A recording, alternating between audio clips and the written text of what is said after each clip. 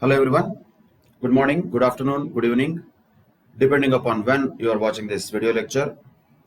In the earlier classes related to the chapter salaries, we discussed about the segment of allowances and also one of the other important segments, that is retirement benefits, including gratuity, pension and leave salary. The next very big segment in this chapter will be definitely perquisites. But before going to that segment, let us quickly go through some of the small topics. Small, not just in terms of the size they occupy in the essay material, they do occupy a lot of space, but in terms of importance or in terms of the actual application, they are going to be there, but not that important to be knowing them in depth or in detail.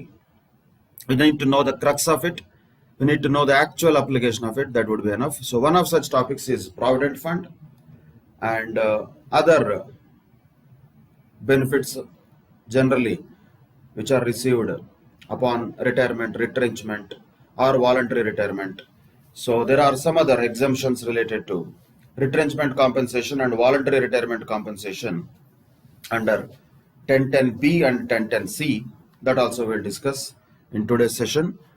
But prior to that, let us focus on this area that is related to Provident Fund. So first let us understand what is Provident Fund, then we can understand the tax treatment thereof. What is Provident Fund is simply like a savings scheme. It's a kind of compulsory saving for the employees, and the employees on a monthly basis, periodic basis, will contribute to this Provident Fund, which cannot be considered as income at all, because that is not income. It is just the amount that is saved. It is your account, you are saving your own money, that cannot be called as income. But where the point comes is, the employer also will contribute to the benefit of the employee in the Provident Fund, and that employer contributing some money on behalf of the employee definitely has the nature of income, and ultimately that will be definitely required to be looked at about its tax treatment. So what is happening here is, first of all, every month a specified sum is deducted from the salary of the employee as his contribution. Generally also, employer contributes the same amount out of his pocket, and both these contributions will be invested by the Provident Fund. That is none of our business where they will invest. That is Provident Fund's their own decision. But point is, whatever the amounts which are deposited in the Provident Fund, there will be interest that will be earned on this Provident Fund amount, and that is credited to the account of the employee. So first of all, this account of Provident Fund is related to employee. He himself contributes certain amount of money every month. Employer also contributes the same amount in general to the same account every month. So this monthly amounts will be accumulated in the Provident Fund, and the fund will pay some interest also on this particular account, just like bank account. There need not be any great imagination about what is Provident Fund, just like a bank account, but it is a compulsory saving where the employer also will contribute, employee will also contribute. So is it compulsory for all? Definitely not. It is compulsory definitely for those people who are covered by the Provident Fund Act. So that is a different discussion. As far as Income Tax Act is concerned, how the Provident Fund amounts to be treated is our interesting point, or that is our area of interest, we can say. So what are all will be there in the Provident Fund account? So there will be definitely some balance in the Provident Fund account naturally. Whatever that credit balance in the Provident Fund account of an employee consists of what? His own contribution. Can we call that as income? No. Interest on his own contribution. Is that income? Yes, because it is interest. Employer's contribution. It is income. Interest on employer's contribution. That is also income. So any provident fund account will have all these types of amounts which are there in the credit of the account of employee. This is going on every month. So there are two layers we have to understand. When every month this type of contributions are made, or in a particular previous year there is contributions that are made, as far as the employee's contribution is concerned, absolutely it cannot be considered as income at all. Forget about it. Then question comes, what about employer's contribution? Is it income? Yes, it is income. If it is income, where is it taxable? It is taxable in the head of salaries only. Same way, interest on the employer's contribution, is it income? Yes, that is also income. Where is that taxable? That is also taxable under the head of salaries only. But how much taxable? That will depend upon what is the nature of the provident fund. That's what we will look at here. First of all, is it income or not? That we should identify. If it is income, that does not mean entire amount is taxable. Maybe there is an exemption available for that. We'll see what is that exemption related to amounts of employer's contribution and interest on employer's contribution. And interest on employee's contribution is a normal income that the employee earns every year, but that is not related to salary. It is just like any other bank interest. That is going to be treated as not salaries. If at all it is taxable, that will be treated as income from other sources. But definitely the point to be noted is employee's contribution itself can never be called as income. It is not income at all. It is his own money. He is saving in some account called as provident fund account. So there are two levels here. One, every year when these contributions happen, interest is accrued. And another important level where the accumulated balance is paid to the employee at the time of retirement or resignation generally. So the accumulated balance, whatever it is there to the credit of employee in the provident fund account, will be paid to the employee at the time of retirement or resignation. Of course, in case of death of the employee, the same amount will be paid to the legal heirs. Question comes, how to treat that money? This is lump sum money. At the time of retirement or death or resignation, the withdrawal of accumulated balance of the amount in the provident fund account is a lump sum receipt. That is clear. However, how that lump sum receipt has to be treated is our matter of concern. Right? So that is about provident fund, generally the understanding of it. Then what are the types of provident fund? We can just broadly classify them into these four categories. One is recognized provident fund. Generally anything that is given is normally recognized provident fund. Unrecognized provident fund, if it is not having any recognition. Then statutory provident fund, normally used for government employees.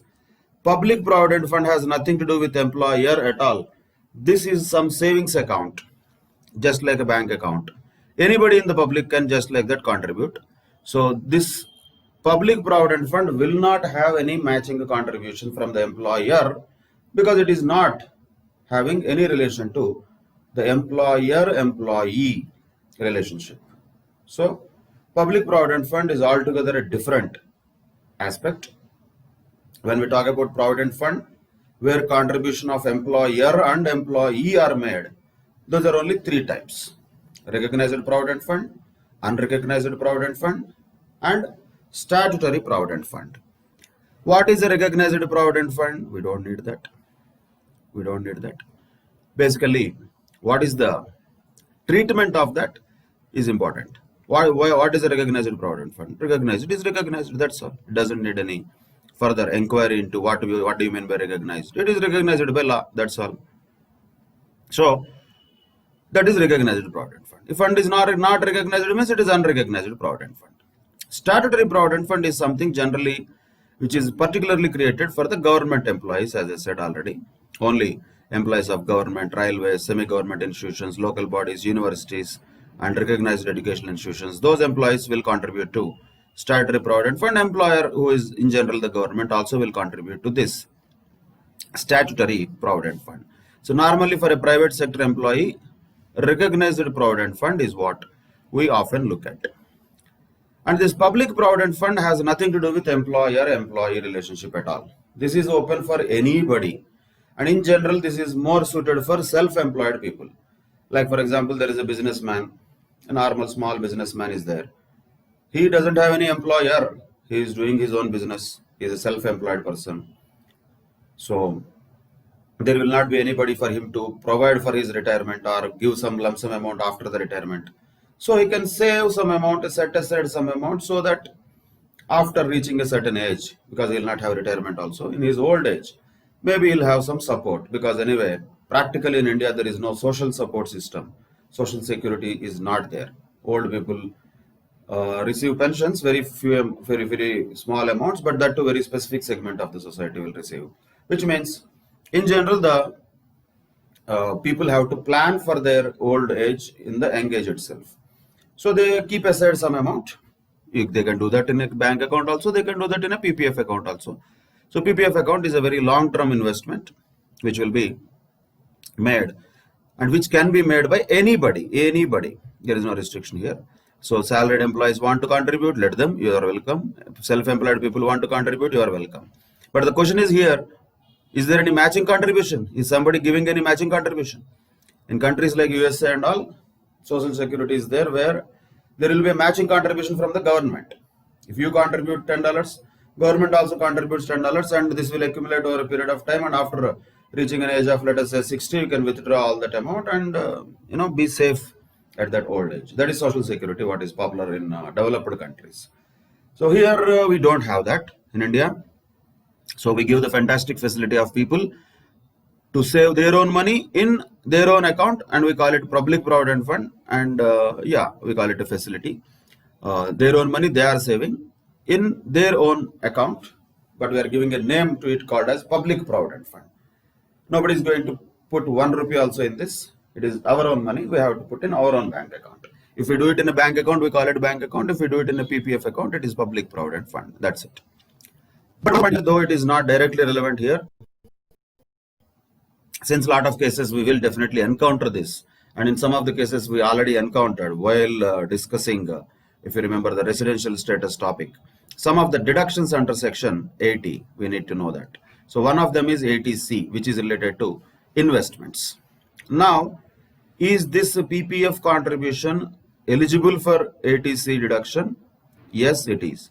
But what is the maximum amount that is eligible is 1,50,000 rupees.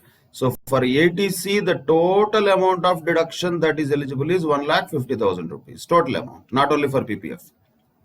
And you would have seen in some of the questions earlier, there was 80C deduction given for life insurance premium that is paid.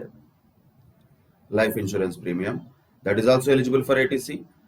Contribution to recognized provident fund also, statutory provident fund also, public provident fund also is eligible for 80C. But when will this 80C come into picture? That is after computation of gross total income. So should we just do it in the head of salaries? No, we should not. Then what is gross total income? Always we should have that in the back of the mind. What is the process of computing total income? First we should determine residential status, then definitely each head of income. We need to compute the income of the SSC according to those provisions of that head of income, add all of them. Then clubbing provisions are applied if applicable. Then set off and carry forward applies if applicable. Then what we get is called gross total income. From that gross total income, there are deductions under chapter 6A, which are what we are popularly calling as section 80 deductions. One of them is 80C. Which is mostly related to investments or savings based deduction.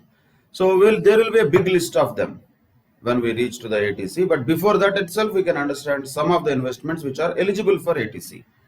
But once again I'm repeating, 80C should be given as a deduction only if the question is asking total income. If the question is asking only about salary or taxable salary, we are only a small portion of the total income calculation. We are only talking about one head of income. So that is one point to be noted. And another point also, because some of you have done this, I want to remind you, while calculating this salaries income, if at all a number comes, whatever number that is, that should not be rounded because this is not total income. Rounding should happen to total income, and total income is much later. Salaries, income from house property, PGBP, capital gains, income from other sources, all to be added, then clubbing, then set off carry forward, then we get gross total income, then deductions. After that, what we get is total income. That should be rounded. Salaries will be rounded, PGBP will be rounded, 100 times we round it. No, that many roundings we should not do. We should only do rounding to total income, not to head level income. So that is one more point to be noted. If at all the question asking only taxable salary, only we are looking at that head of income, not the total income of the SSC. Then ATC and all these things will not be required to be deducted. But if the total income is asked, yes, then we can have salaries. If at all the SSC has any other incomes, we will add them. Then we will deduct deductions under chapter 6A if applicable, one of which is ATC, and you already know two other such AT deductions also. What are those? AT TTA and AT TTB, related to interest on savings bank accounts for normal individuals, AT TTA up to 10,000 rupees as deduction, and then for senior citizens under AT TTB, interest on savings bank accounts or fixed deposits for senior citizens available up to 50,000 rupees under AT TTB. Like that, ATC is one of such deductions under chapter 6A, which has to be given after computing the gross total income. So why we are looking at that now? Because this public provident fund contribution is not at all income. First of all, it is SSC's own money. He is contributing to his own account in PPF. So there is no income point here. The point is, yes, the contribution to public provident fund is eligible for deduction, is what we are talking about. That's all. And that will naturally get some interest, no doubt. So because it's also like a bank interest, public provident fund account also will get some kind of interest. But those interests are also not taxable. So the interest that is going to be received on public provident fund is also not going to be taxed in the hands of the SSC. And at the end of the public provident fund, like interest is not going to be paid every year, it will be accumulated to the public provident fund. But in the year in which it is accumulated, it is not taxable. But after, let us say, 15, 20, 25, 30 years, whatever the time period, the SSC withdraws the lump sum amount of money from public provident fund. What happens to that? It will be exempt, naturally. Why? Because it is his own money he is withdrawing. He is not getting anything special there. It's not income. Then a question comes, sir, what about interest that is also a component which is there part of this accumulated amount? That is also exempt. So public provident fund facility is what? You deposit the money yearly, your own money, up to a maximum amount of 1,50,000 per annum. Over a period of time, you keep on doing this. And after some time, at the time of retirement or death, you can withdraw that money. At least that is generally for 15 years. This public provident fund minimum period itself is 15 years. So after 15 years, let us say you withdraw that, nothing will be taxable because it is your own money you are getting back. And even that interest that is accumulated on this public provident fund also is not taxable. That's it. So it's just a saving scheme, nothing to do with salaries chapter, nothing to do with income at all. So that is public provident fund. But whereas other three, the statutory provident fund, recognized provident fund, and unrecognized provident fund, these three have something related to the head of salaries. Why? Because there is employer's contribution to them also. Public provident fund is only one way, SSC contributing to his own account. But RPF, URPF or SPF, these three have SSC's contribution also and employer's contribution also. Then what is the point of taxation here? That's what we have to see. For public provident fund, this is not applicable because that is not having any employer's contribution. It is only the SSC's own contribution. Whereas RPF, URPF and SPF, employer's contribution also will be there. Let us understand the tax treatment one by one. We know this already also, actually nothing new. For a recognized provident fund, employer contributes some amount on behalf of employee. How much will be taxable? Any amount in excess of 12% of salary is taxable. We know this already. So this is there in the definition of salary also. It was there in the definition of income deemed to be received also under section 7. So that is the same thing coming once again here. Amount in excess of 12% of salary is taxable. That is about recognized provident fund. Let us go through them one by one rather than horizontally. Let us go vertically. First, let us focus on recognized provident fund and what is its treatment. Employer's contribution, what happens to that? In excess of 12% of salary, it will be taxable. Employee's contribution is not income, naturally, it is his own money. But is it eligible for ATC? Yes, sir, it is eligible for ATC. Interest credited. Interest credited, how much is taxable? The amount in excess of 9.5% per annum is taxable. Of course, under the head of salaries. So the interest credited to the recognized provident fund will be taxable when if that amount of interest is more than 9.5% per annum. So practically it will never happen because recognized provident fund will have whatever the amount of interest, that only will be given in the law also. Tomorrow let us say the recognized provident fund reduces the interest to 9%. Law will also change from 9.5 to 9. So practically in real life this will never exceed 9.5%, but doesn't matter to us. In problems anything is possible. We are talking imaginary things.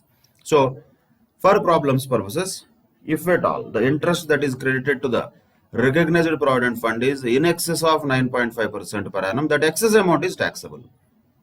Can we interpret like this also? Employer's contribution is exempt to the extent of 12% of salary? Yes, because over and above that is only taxable. Can we also say that interest is exempt to the extent of 9.5% per annum? Yes, we can say that. In excess of 9.5% per annum interest and 12% of salary, employer's contribution, in excess of them only it will be taxable for recognized provident fund.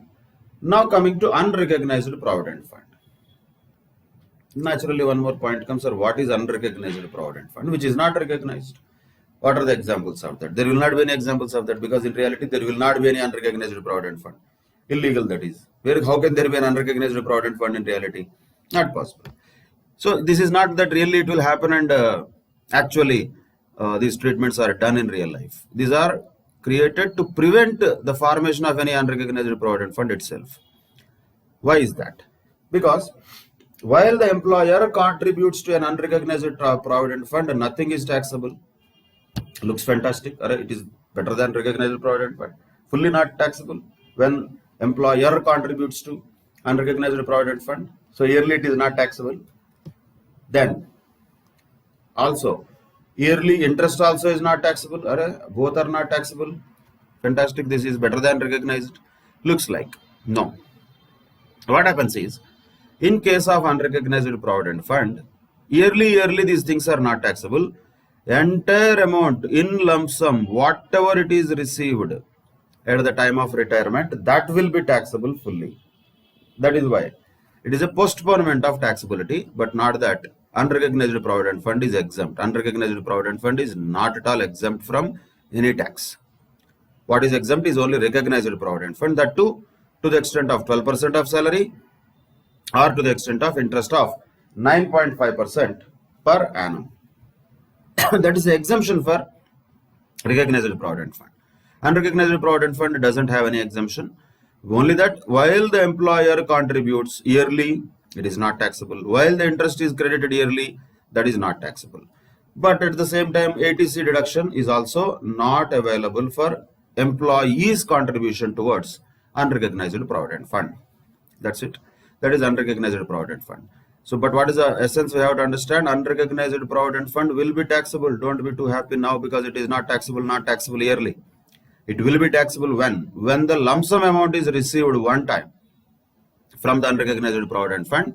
Now you can understand also why transfer of balance from unrecognized provident fund to recognized provident fund is also considered as income.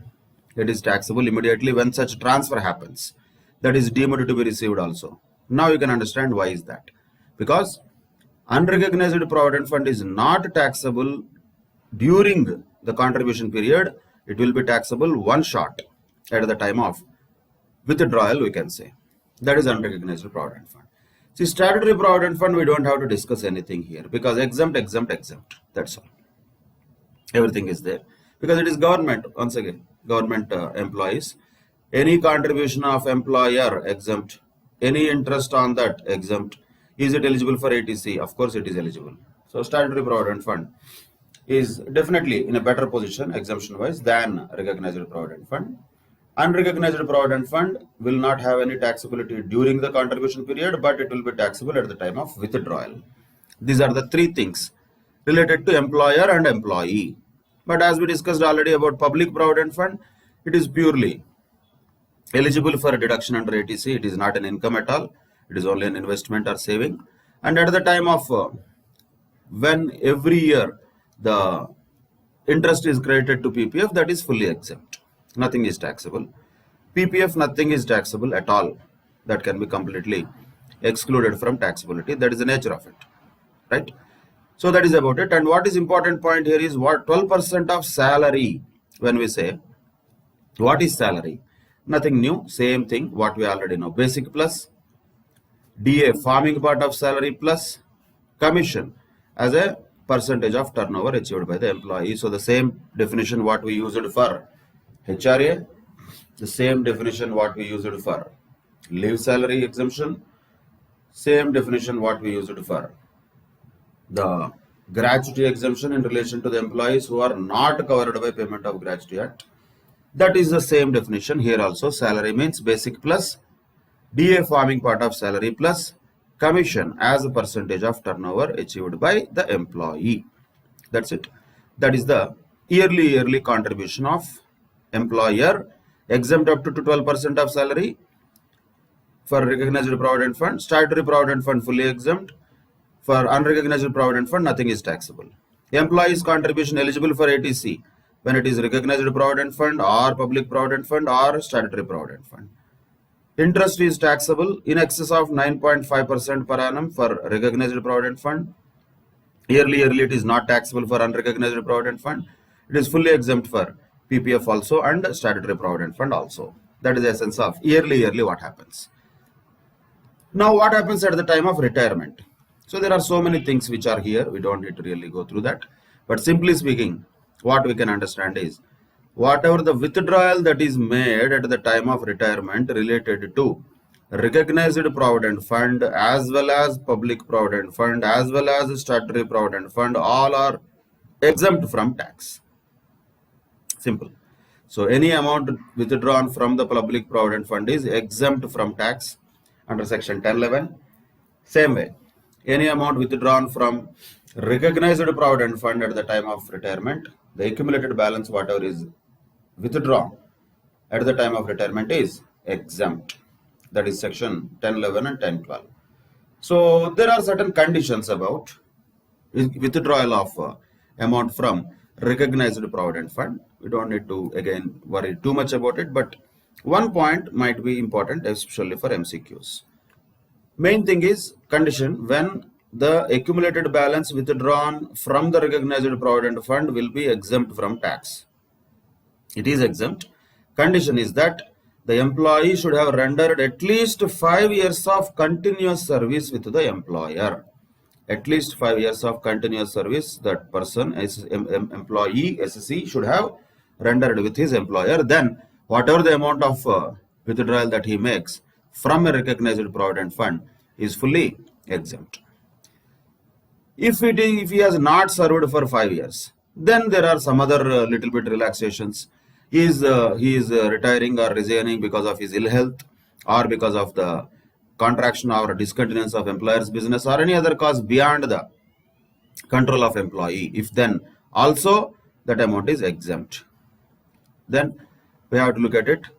If at all the amount, the entire balance standing to the credit is transferred to his individual account in any other recognized provident fund account maintained with new employer, then also it is exempt. Nothing will be taxable. If not, then it will be taxable. Or if this balance is transferred to the NPS account, that is called National Pension Scheme, which is notified under section 80 CCD? If yes, then also it is exempt. If not, it becomes taxable. So in order to become taxable, so many things are there. Which one we are talking about? Withdrawal of balance, withdrawal of accumulated balance from recognized provident fund we are talking. For statutory provident fund, it is fully exempt. For public provident fund, it is anyway fully exempt. For unrecognized provident fund, it will be taxable because earlier it was not taxed. So only point again is recognized provident fund, which has some bit of provisions related to them. What are those provisions? If the employee has served with employer for at least 5 years of continuous service, we don't have to look at anything. It is fully exempt. If not, look for further conditions. Whether the employment has been terminated due to reasons beyond the control of the employee, like his ill health or company itself getting closed, is it because of that? Then also it is fully exempt. If not, then we have to check whether the accumulated balance of the employee's provident fund account balance transferred to another recognized provident fund or national pension scheme. If yes, then also it is exempt. If no, then it will become taxable. That is the accumulated balance in recognized provident fund. What about unrecognized provident fund? Naturally, that will be fully taxable. But what extent is taxable? That has to be also understood. What is taxable? Employees' contribution portion of unrecognized provident fund cannot be taxable. Whereas interest on the employee's contribution is taxable under income from other sources. Whereas employer's contribution and interest thereon is taxed as salary. That is the treatment of withdrawal from unrecognized provident fund. Once again, unrecognized provident fund had no taxation at all yearly when the contribution was being made by the employer and employee. And employee was not eligible for ATC. Employer's contribution also was not taxable then. Interest on unrecognized provident fund yearly accumulation also was not taxable. All of that will be taxable at the end of maturity of unrecognized provident fund, wherein employee's own contribution he is withdrawing back, that is not income, so it cannot be taxable. Interest on the employee's contribution is income, but that will be taxable under income from other sources. Whereas employer's contribution and interest on such employer's contribution shall be taxable as salary at the time of withdrawal from unrecognized provident fund. That is the essence of this discussion of provident funds. Two layers we have to understand. First one at the time of contribution. Second one at the time of withdrawal. Now let's look at some of the questions related to it for practice. Illustration number 6 says that Mr. A retires from services on 31st December 2019 after 25 years of service. Following are the particulars of his income or investments for the previous year 1920. Okay. Look at the items one by one. The basic pay is 16,000 rupees per month for 9 months only because he retired on December 31st. DA is 72,000, which is 8,000 rupees per month for 9 months, but 50% of that only forms part of retirement benefits. Lump sum payment received from unrecognized provident fund is 6 lakhs. Lump sum payment, that is. Then deposits in PPF account. That is his saving, 40,000, eligible for ATC. Then, out of the amount received from unrecognized provident fund, the employer's contribution was 2,20,000. That is employer's contribution. And interest thereon was 50,000. Thereon means on the employer's contribution. Employee's contribution 2,70,000. That is not at all income. But interest on the employee's contribution was 60,000. What is the taxable portion of the amount received from unrecognized provident fund in the hands of Mr. A for the assessment year 2021? He is not asking compute his total salary, gross salary, etc. Only is asking about treatment of the amount of unrecognized provident fund which is received in lump sum upon his retirement. It's a straightforward, actually theory type question. Now, what is the treatment? 2,20,000 rupees plus 50,000 rupees will be treated as salary, which is 2,70,000 rupees. And 2,70,000 rupees of employee's contribution, his own contribution all these years is not taxable at all. Interest on the employee's contribution all these years is interest he has earned on his own money, that is taxable, but not under salaries because it is not coming from employer. So it will be taxable under income from other sources. That's it. Taxable under salaries is 2,70,000. Taxable under income from other sources is 60,000. That is what is mentioned here also. That is just a theoretical question, we can say, related to the employee Mr. A. But if the same question asks about compute his taxable salary, or let us say compute his total income. So total income calculation is different naturally because all of these items are there. So what all items will come here? Definitely. One, let us take all these things one by one. What are all items that will be included here? If at all. The same question, but taxable salary is asked. Total income is asked, not even salary. So look at this incomes one by one. So first of all, 16,000 rupees into 9 months. Already he has given that. That is 1,44,000 rupees. That will be there. That is basic. DA, 8,000 into 9 months, 72,000. That will be also taxable automatically. Then lump sum payment received from the unrecognized provident fund, 6 lakhs. In that, how much is taxable under the head of salaries? That will be only 2,70,000. We already know that. 2,70,000 is taxable as salary. Of course, there is something that will be taxable as income from other sources. That is different. That is 60,000. That is separate. So under salaries, it will be 2,70,000. And deposits in PPF account is not income. That is a saving actually. And the remaining amounts are all given already. So that's it. What is the total of income from salaries head here? So 1,44,000 and 72,000 and 2,70,000. So what is the total of all these? 144, 72 and 270. That comes to 4,86,000. Immediately deduct 50,000 from there, because that is standard deduction that is available under the head of salaries. So if you deduct 50,000, taxable salary will be 4,36,000.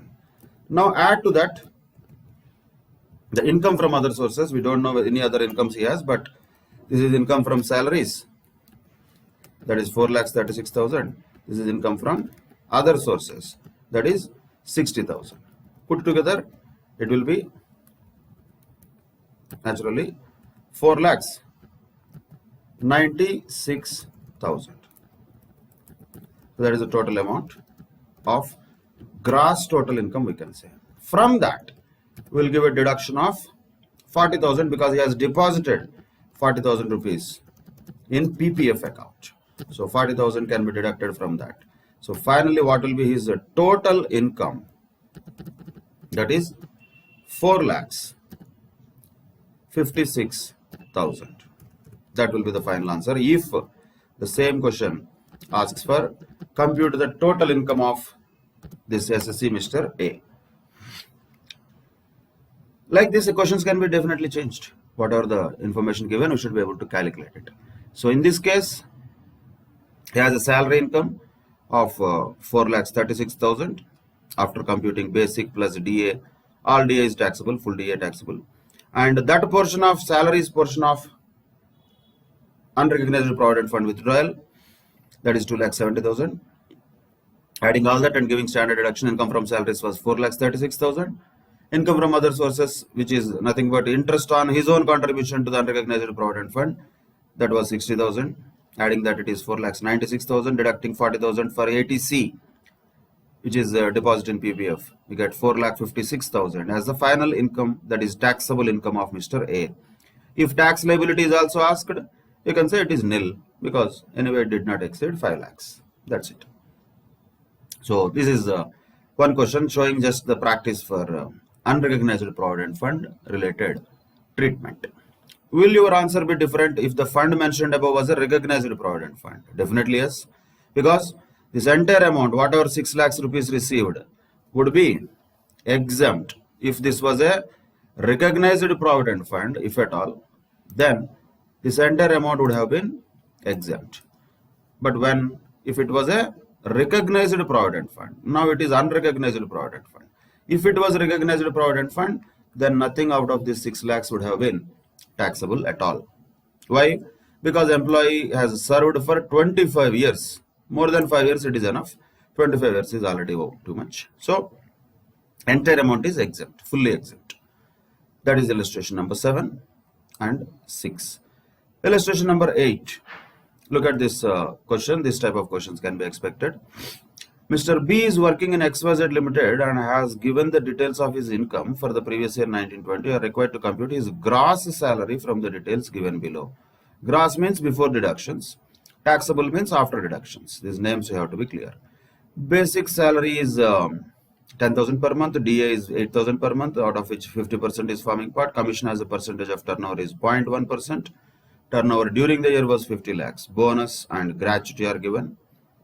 His own contribution to the recognized provident fund is given. Employer's contribution to recognized provident fund is also given. Interest accrued in the RPF is 13% per annum, that is 13,000 rupees. That is also given here. So here we are supposed to calculate what? Gross salary only. Only salary. He is not asking total income or anything like that. So we can do one by one. But before this, let me tell the most common mistake that people do. The moment they see gratuity, they assume that employee has retired. Nowhere it was mentioned, sir. What's your dream about employee being retired here? Where it was mentioned he retired. He earned this income throughout the year. That gratuity 25,000 was received while he was in service, which is fully taxable in all cases. So don't go by names. Gratuity given, so he is retired. Who said gratuity means it has to be retired only? Not necessarily. From gratuity we cannot say he is retired. If he retired, then we have to treat gratuity according to section 1010. So that is a point to be noted. While reading itself, most of the people would have been under a wrong impression that he has retired. But he has not retired. He is still working. He has been working. He is still working with XYZ Limited. That is a case we have to first understand. But all that we need to do is computation of the gross salary, what we need to do. So 10,000 rupees per month is what we have. So definitely we need to have basic salary, that is 10,000 per month means 1,20,000. That is basic salary. That is fine. Then DA 8,000 into 12. That will be 96,000. That is DA. Fine. Commission as a percentage of turnover, and turnover was 50 lakhs, what he achieved, and 0.1% was the commission. That comes to only 5,000 rupees commission. That is commission on turnover, which is taxable anyway. 0.1% commission was mentioned. So 50 lakhs into 0.1%. Then bonus, taxable of course, 40,000 rupees. Gratuity taxable, because it is received during service. These are all okay.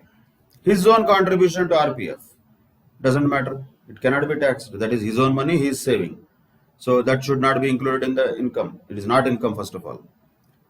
But employer's contribution to RPF, 20% of his basic salary. This is the most important point. Contribution towards RPF for employer is reality. Reality is what? 20% of his basic salary. That means how much? 1,20,000 into 20% means 24,000 rupees was the real contribution of employer to the recognized provident fund. That is employer's contribution to recognized provident fund, really 24,000. That is different. That is fact. That is not something according to the Income Tax Act. 20% of basic, 20% of basic, 20% of 1,20,000, 24,000. That is reality. But Income Tax Act says gratuity, employer's contribution to recognized provident fund will be exempt up to 12% of salary. Then salary here is not basic. Here salary means basic plus DA farming part of salary plus commission as a percentage of turnover achieved by the employee. So what is salary for the purpose of computation of exemption, let us say, related to contribution of employer to recognized provident fund? What is salary?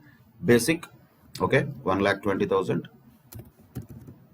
plus DA farming part of salary, half of 96,000 means 48,000, okay, fine, plus basic plus DA farming part of salary plus commission as a percentage of turnover, which we know already, that is 5,000, which means what is salary here?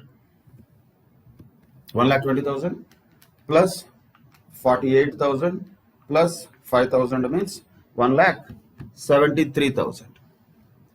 1,73,000. Okay, 1,73,000 is salary. How much is exempt under Income Tax Act? 12% of that is exempt, which means how much? 20,000. 20,760 is exempt. That has to be calculated carefully. So that's what we calculated. 20,760 is exempt according to Income Tax Act. So don't just directly take 12% of basic. Contribution could be anything. That depends upon employer-employee contract. But exemption according to Income Tax Act we have to give. That is how much? 12% of salary. And what is salary here? Basic plus DA, farming part of salary plus commission as a percentage of turnover. Once we do that, how much is taxable here? That comes 3,240. That will be here 3,240 taxable portion of employer's contribution to recognized provident fund. That should be included also in the salary, and these other things are all working notes. Now, another point, interest accrued in the RPF 13% per annum, that is 13,000. It's relatively easier calculation. 9.5% per annum is exempt, but interest is actually accrued at 13% per annum, which is equivalent to 13,000. If 13% is representing 13,000, how much will be representing 9.5%? That is 9,500. Naturally, how much will be taxable? The remaining excess is 3,500. Up to 9.5% per annum, it is exempt, not taxable. So 13,000 is representing 13%. That means 9.5% will be represented 9,500. That means the remaining amount is taxable. These are the total items which are all part of gross salary. So how much that comes to? Calculate that. 120, 96,000, 5,000, 40,000, 25,000, 3,240 and 3,500. Total comes to 292,740. 2,92,740. That is what is going to be the gross taxable salary. That's what is gross salary that he has mentioned. That is 2,92,740. 292,740. Let us see that. It should be naturally the same. That is 2,92,740 gross salary. And he has not asked for taxable salary, so we don't need to give standard deduction of 50,000. That is about provident fund related provisions during service, while employer-employee contribute towards provident fund, and after retirement when lump sum amounts are received. Both treatments have to be very clear for everybody. Now, there is one more small discussion related to employer's contribution towards a pension scheme that is called as a national pension scheme, where employer contributes certain amount to national pension scheme on behalf of employee. What happens to that? Simply that first of all becomes taxable, and it will be eligible for a deduction under 80CCD, which we will discuss later. So 80CCD and all, we don't need it now. We will come to that later. There is no salaries portion that is included in that. Common point you have to always keep in mind, any amount for that matter, any amount that employer contributes on behalf of employee always will be taxable. If it is exempt specifically, then only it is exempt. Where it was exempt? For statutory provident fund, it was exempt. For unrecognized provident fund, it was not taxable at the time of contribution. For recognized provident fund, employer's contribution was exempt up to 12% of salary. That only exactly we have to apply. Like that, any other thing, if it is given, employer has contributed to the bank account of employee, so what? It is taxable. Why employer will contribute to the bank account of employee? If he contributes, means he is giving money to employee indirectly. That is fully taxable. There should not be any doubt on that. Any amount paid by employer on behalf of, in the name of employee, is salary, it is income, so it is taxable. That's all. After all these computations, after computation of gross total income, there will be certain deductions under section 80. We know that. We will come to them later. Some of them we know already. 80C is one of them we know. 80TTA and 80TTB are those which we know. There will be like that many deductions later. We will come to them later. Then it will be easier to understand. Now, moving on to the next segment, that is profits in lieu of salary, that is defined in section 17.3. There is no need to go through each and every line here or definition of it, but generally, at a broader basis, what are these things? These are also taxable, right? That's all. What name we give, how does it matter? We call them allowances, taxable. We call them retirement benefits, taxable, unless they are exempt. Same with allowances also. Unless they are exempt, they are always taxable. Allowances are taxable. Retirement benefits are taxable. Profits in lieu of salary are taxable. Perquisites are taxable. Everything is taxable. But there is no need to discuss about those things which are taxable, because they are anyway taxable. What are those things which are taxable here? Any compensation received upon the termination of his employment, basically taxable. Sir, is there any exemption? Yes, there is. We will discuss that. If any compensation is given on account of the modification of the terms and conditions of employment, employer is giving some compensation because of modification of the terms and conditions of employment, naturally taxable. Nothing to discuss. Payment from provident fund or other fund, of course they will be taxable also, as we discussed just now. And other things already we have discussed related to exemptions. So there is nothing that specially this section 17.3 tells, but yes, what it does is it tells us various amounts as taxable amounts. Those are all called as profits in lieu of salary. That's only a definition of profits in lieu of salary. Okay, so that is about the treatment. Simply taxable. What is there to discuss in that? There is nothing. When there are exempt, anyway we know that gratuity exempt, yes. Pension exempt, yes, to some extent. Like 1010B, retrenchment compensation, we will discuss that. Contribution or amount received from a public provident fund, yes. From a recognized provident fund, exempt, yes. Any amount from approved superannuation fund, yes, that is exempt. HRA, exempt. So these are all exemptions which we have to focus on. So taxability, there is nothing to discuss. Taxability is taxability. So there is nothing specially to discuss about profits in lieu of salary. Just a general definition. Any amount received by the employee as a compensation on account of termination of his employment, or as a compensation as to the modification of terms and conditions of employment, is taxable as profits in lieu of salary. That's all, nothing else. Now, any other amounts, something like, let us say, key man insurance policy. This will be there in many chapters also. Key man insurance policy is a policy taken by employer on the life of important people in his organizations. That means naturally employees. And if the employee did not die, but he received some amount upon the maturity of the key man insurance policy, that will be taxable naturally as salary for employee. So any sum received by an SSE under a key man insurance policy, including the sum allocated by way of bonus on such policy, shall be taxable under the head of salaries. What name we give it? We call it profits in lieu of salary. What is the big deal? End of the day, it will be taxable. As profits in lieu of salary, will it be taxable? As perquisite, it will be taxable. As allowance, it will be taxable. We don't need that. It is taxable, and it is called profits in lieu of salary as defined under section 17.3. That's it. That is profits in lieu of salary from the existing employer. This already we discussed. Any amount which is received otherwise. Anything means anything. Like this, all open-ended statements will be given. So if any amount is given are received by the SSE from any person before joining employment also, after cessation of employment also, it will be taxable. This also we discussed earlier. We said there should be employer-employee relationship. We never said that employer-employee relationship should exist during the previous year. So if there is a prospective employer who gives some money before even joining his employment, that is also taxable as salaries, called profits in lieu of salary.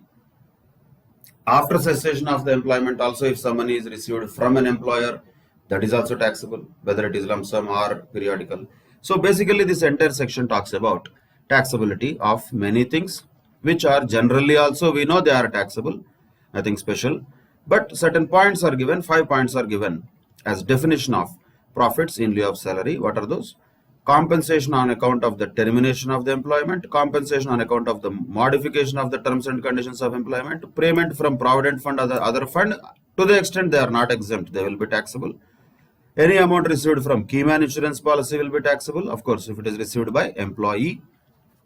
And any lump sum payments received by the employee from the present employer anyway is salary, even if it is received from a past employer or even from a future employer, that also shall be taxable as profit in lieu of salary as defined in section 17.3.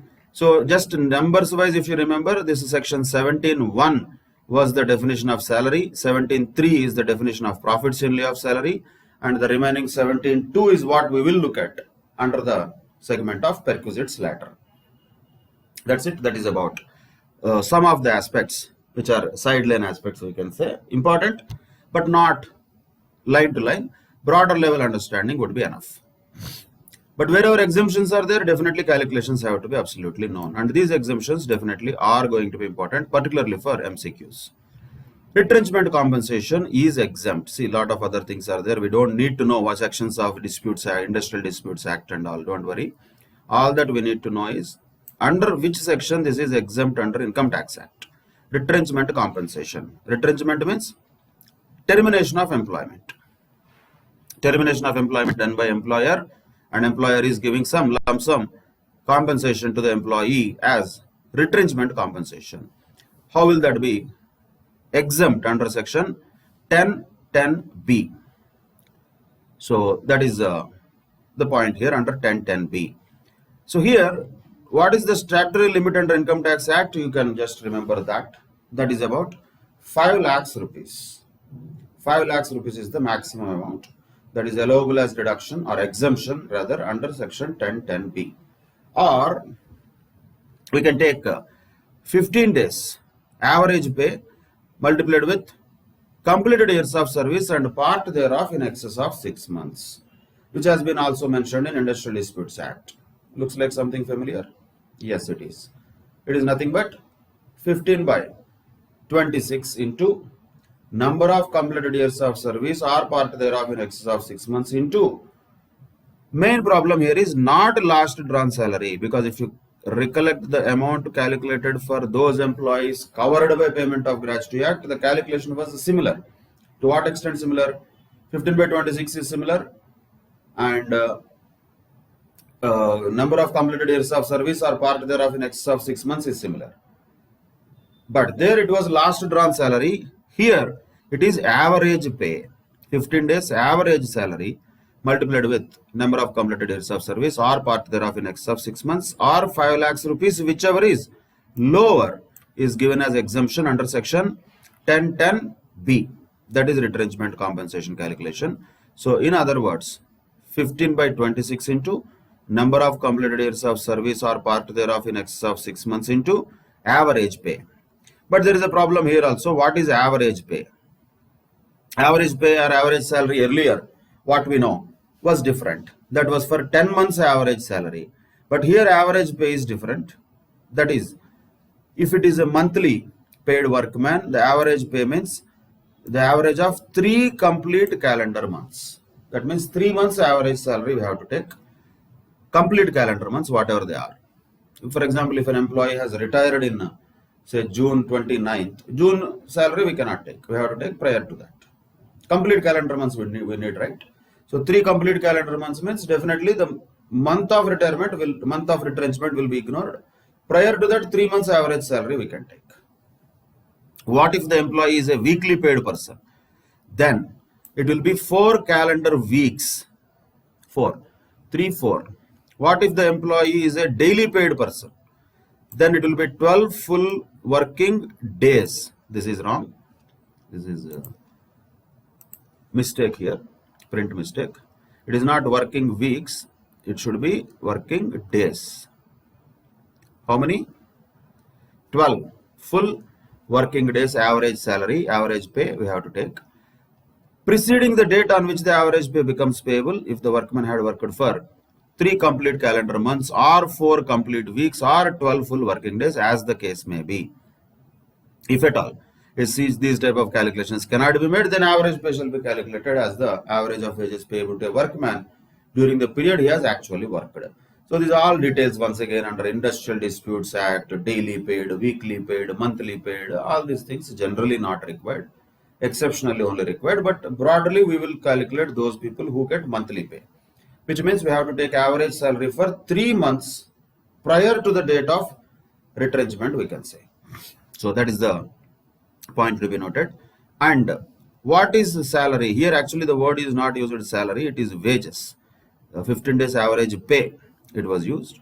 Whatever the word it may be, what does it mean? It means all the remuneration payable which can be expressed in the form of money, whether express or implied, whether fulfilled or not, whether be payable to workman in his employment or work done in such employment, including allowances like DA, or including the value of any house accommodation or any other facilities that are given, including any travel concession or any commission payable for the promotion of sales or etc. So salary is a very broader definition here, but what it does not include is bonus and contribution to a retirement benefit scheme, something like contribution to provident fund, and a gratuity payable upon the termination of his service. These 3 things are not to be included in salary. So this is a very rare scenario for 1010B calculation.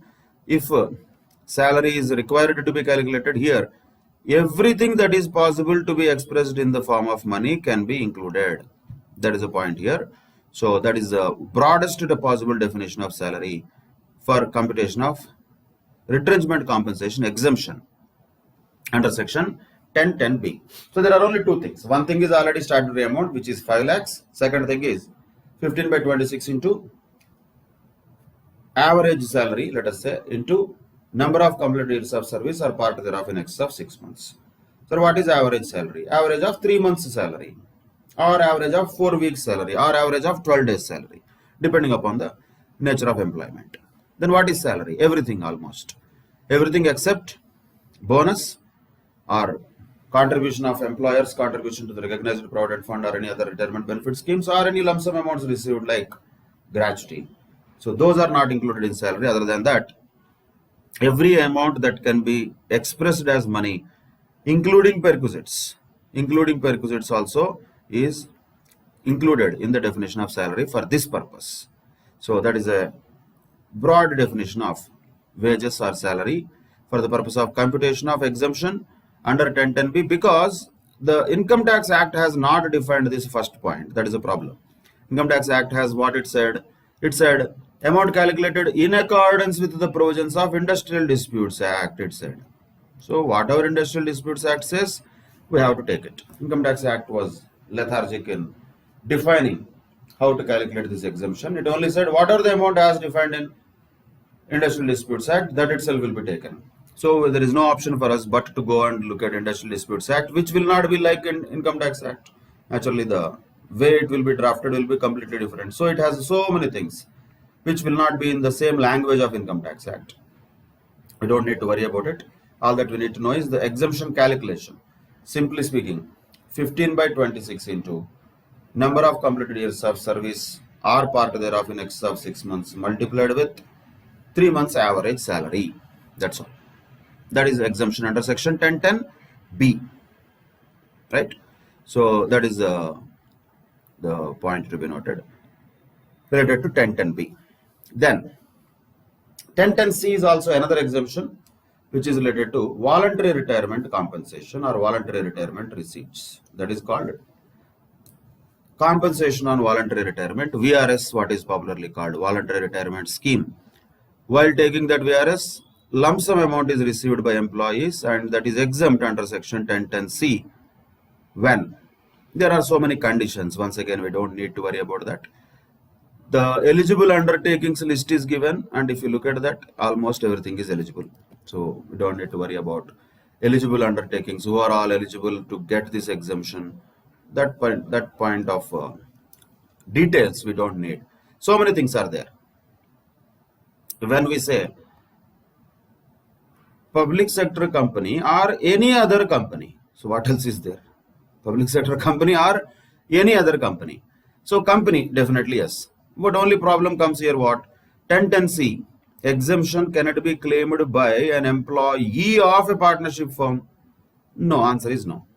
Can 1010C exemption be claimed from the employee of a sole proprietorship business? Answer is no.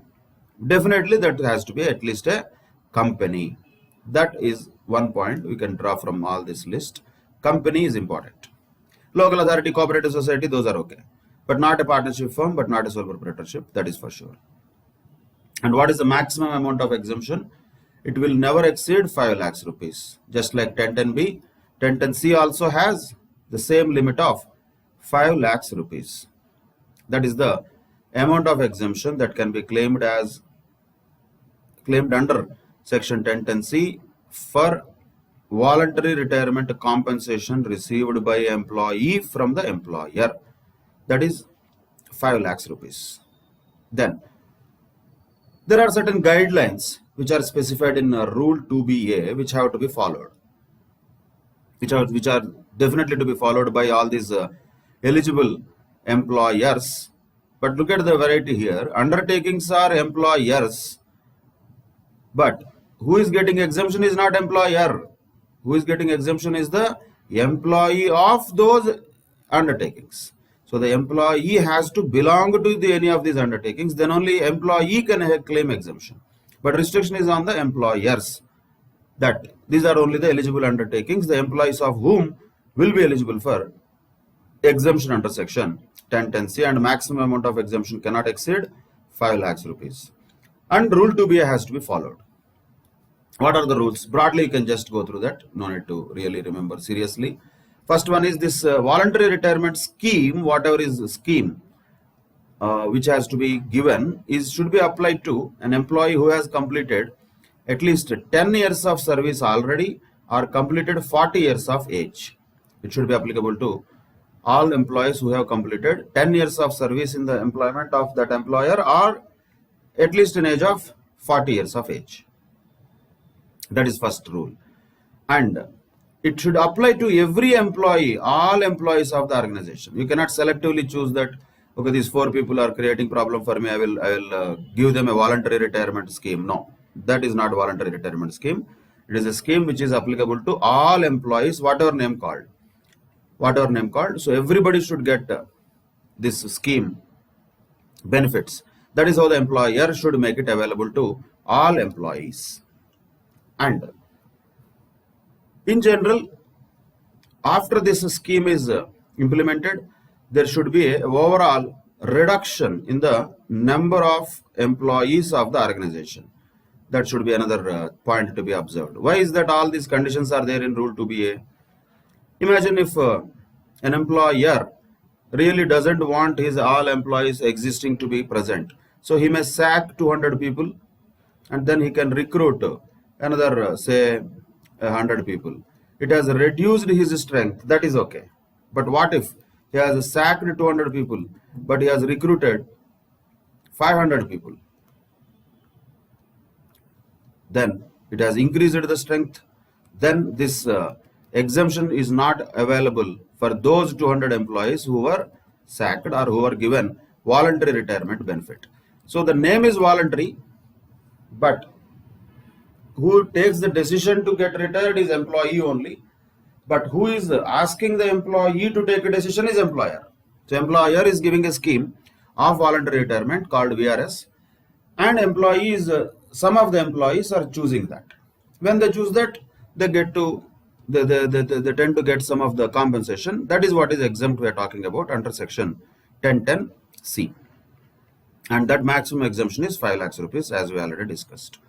And these are all practical conditions. We cannot check them, but theoretical question of Rule 2BA, if it is asked, these conditions have to be written. What are those? The scheme should be applicable to for all those who have completed 10 years of service or attained 40 years of age. And this should be applicable to all employees, not only to a particular cross-section of employees. For everybody in the organization, this scheme should apply, whether it is workers or executives, except directors.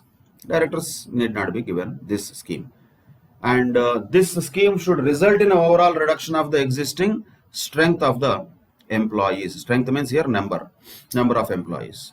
And the vacancy caused by this voluntary retirement should not be filled up. You remove some people and recruit some more people. No, that is not possible. If that happens, then it is not called voluntary retirement.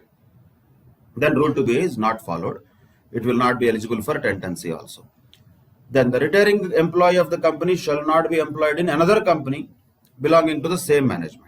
So you retire from Tata Steel and join Tata Motors. You can do that, no problem. But then exemption under 1010C you cannot claim because Rule 2BA is violated. So according to Rule 2BA, if employee retires or resigns from this company, he should not join another company belonging to the same management. That is also point here. These are all practical things. None of them we can check. They are all theoretical questions, theoretical points. But one thing what we can calculate is this. This is the only point which is relevant and more useful for us. The amount receivable on account of voluntary retirement or separation of the employee must not exceed. What is that? First, the amount equivalent to 3 months salary for each completed year of service, or salary at the time of retirement multiplied by the balance months of service left before the date of his voluntary retirement or superannuation.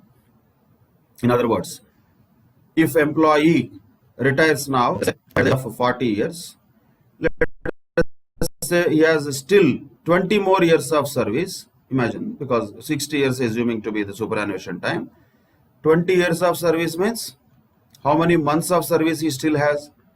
That comes to 240 months of service he still has. That should be multiplied with the salary at the time of retirement, that is last run salary. That is the second point. So salary at the time of retirement multiplied by the balance months of service left before the date of his retirement or superannuation. So he is normally supposed to retire at 60. But now because he is taking voluntary retirement at 40 only, here he still has 20 more years of service. So 20 into 12, 240 months remaining service which he has foregone. Multiply with the salary at the time of retirement. That is one calculation. Second calculation is for every completed year of service, only completed year of service, whatever the completed year of service, multiplied with 3 months salary, not 3 months average salary, 3 months salary. So whatever the salary at the time of retirement, multiply with 3, multiply with the completed years of service. That is the first calculation. Second calculation is remaining months of service multiplied with whatever the salary at the time of retirement. So that is the computation of exemption for 1010C. Why do we say this is computation of exemption also? Because this here clearly given, the amount here under Rule 2BA cannot exceed any of these two. It cannot exceed any of these two. R is the word used. So which can it exceed one of them is okay. Any one of them it can exceed. So which one we can take here is whichever is higher can be taken, because the word used is R. Whichever is higher can be taken as a basis. This can be compared with 5 lakhs rupees which was given in the law, and whichever is lower between these two can be taken as exemption under section 1010C. So how section 1010C exemption can be calculated? We can take 3 points. First point, completed years of service multiplied with 3 multiplied with last drawn salary. Second point, number of remaining months of service multiplied with last drawn salary. Third point, 5 lakhs. First of all, first 2 points, whichever is higher we have to compare, and that has to be compared with the 5 lakhs. Whichever is lower will be considered as exemption under 1010C. And what is salary here? That is same. nothing new here. We know that already. That is what? Basic plus DA, forming part of salary, plus commission as a percentage of turnover achieved by the employee. That is the same definition of salary for voluntary retirement compensation under 1010C. Let us apply this for a calculation related to illustration 9.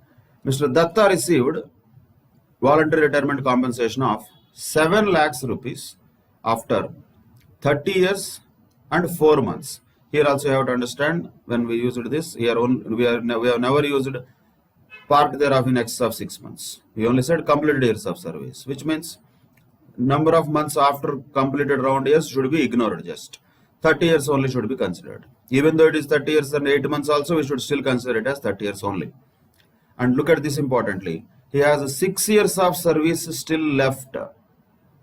So that means how many months he still has service? 6 years into 12. That means 72 months of service is still there for him. And at the time of voluntary retirement, he was drawing a basic salary of 20,000 per month. Okay, that is basic. And DA, which forms part of the pay, is 5,000 per month. So that should be also part of salary, 25,000. Compute his taxable voluntary retirement compensation, assuming that he does not claim any relief under section 89. We'll come to that 89 and all. That is completely a different discussion. Here we just need to find out exemption under 1010C, that's all. What are the two things first we have to calculate? Number of completed years of service into last drawn salary into 3. Do that first. What is the number of completed years of service? Number of completed years of service is 30 years. Multiplied with last drawn salary is 25,000. That is given basic plus DA, forming part of salary, into 3. Because 3 months salary for each completed year of service is said. So 25,000 into 3 into 30 means 22 lakhs 50,000 is the first calculation, we can say. 22 lakhs 50,000. Second calculation. Number of months remaining service, 72 months. We already know that. Multiplied with last drawn salary per month, that is 25,000.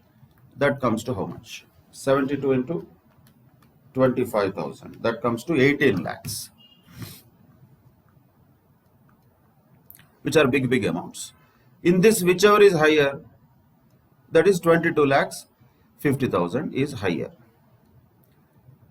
That can be compared with 5 lakhs. And whichever is lower, naturally 5 lakhs is lower. So naturally how much will be exempt? 5 lakhs is exempt. How much he received? 7 lakhs. How much is taxable? 2 lakhs. That's it. So 7 lakhs is received, 5 lakhs exempt, 2 lakhs taxable. But you cannot just directly get it. You have to show that in the calculation. One calculation is 22 lakhs 50,000, as we calculated already. One calculation is 18 lakhs, whichever is higher. That has to be compared with 5 lakhs, whichever is lower. So 5 lakhs only is given as exemption. So that remaining 2 lakhs becomes taxable. That is section 1010C. So sequence wise, if you observe, the exemptions related to retirement benefits are lump sum payments. There is 1010 gratuity, 1010A commuted pension, 1010AA leave salary, 1010B retrenchment compensation, 1010C voluntary retirement compensation. Each of these provisions have to be noted very clearly. And these particular two aspects, 1010B and 1010C, are more important for MCQs. And contribution to the provident funds, recognized, unrecognized, statutory, public provident fund, what happens at the time of contribution and what happens at the time of withdrawal, both have to be thoroughly known, and those will be also important in main questions. These are some of the sideline topics, small topics we can say, not a segment as such, but we cannot leave them also. Such type of topics we discuss it today. So with that, we have completed everything in this chapter except perquisites. So perquisites is going to be the biggest segment of this chapter, which we will discuss in the coming class onwards. But prior to that, every provision that we are learning, everybody should be reading them, writing the summary of them, and be thorough with those provisions. Then only solving problems will be easier later. So with that, we'll conclude all the aspects related to provident funds, allowances, and retirement benefits, including retrenchment compensation and voluntary retirement benefit. So next session will continue with perquisites related discussion, how to value perquisites. Till that time, take care. Bye bye. Thank you very much.